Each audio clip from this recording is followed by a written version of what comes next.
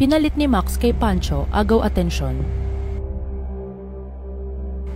Ito pala ang bagong lalaki sa buhay ni Max na ikinagulat ng lahat.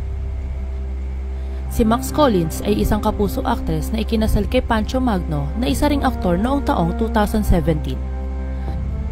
Matapos ang 6 na taon bilang mag-asawa, napagdesisyonan ni na Max at Pancho na opisyal na sila maghiwalay sa legal na paraan sa pamamagitan ng prag-file ng divorce. Sa bansang Amerika nila prinoseso at tinapos ang pagdi-divorce kung saan pinanganak si Max at na-finalize ito noong October 2024. Ngunit kahit sila ay hiwalay na, sinigurado raw ni Max at Pancho na healthy ang parenting nilang dalawa sa nag-iisang anak na si Sky. Masaya at healthy pa rin daw ang relasyon nila at sa kanilang anak. Kamakailan lamang nang may kumalat na video ni Max, Pancho at ng kanilang anak na si Sky, kung saan nag-attend sila sa moving up ng kanilang anak sa eskwelahan nito.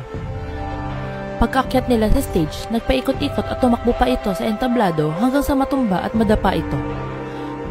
Agad naman inulan ito ng reaksyon dahil ayon sa netizens, mayroon raw diferensya ang kanilang anak. At sobra raw nitong hyper na tila ba'y mayroon itong autism o ADHD. Ngunit mistulang dinedma nila ito at hindi naglabas ng pahayag sila Max tungkol sa kondisyon ng anak. Samantala, tinanong naman sa isang interview si Max kung handa na ba itong magmahal at magpakasal muli. Sinagot ito ni Max na hindi na siya maniniwala sa kasal. Nakita pa ito sa isang video na may kasamang foreigner na lalaki sa Bohol habang naglalakad.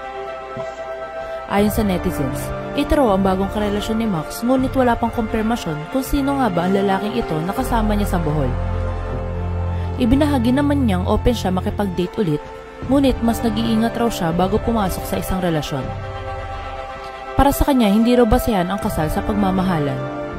Pwede pa rin daw magmahal at magkasama ang isang tao na hindi kinakailangang ipakasal. Isa raw kasi itong commitment, at kahit raw mahal nila ang isa't isa ay hindi ibig sabihin nun ay magsasama na sila habang buhay.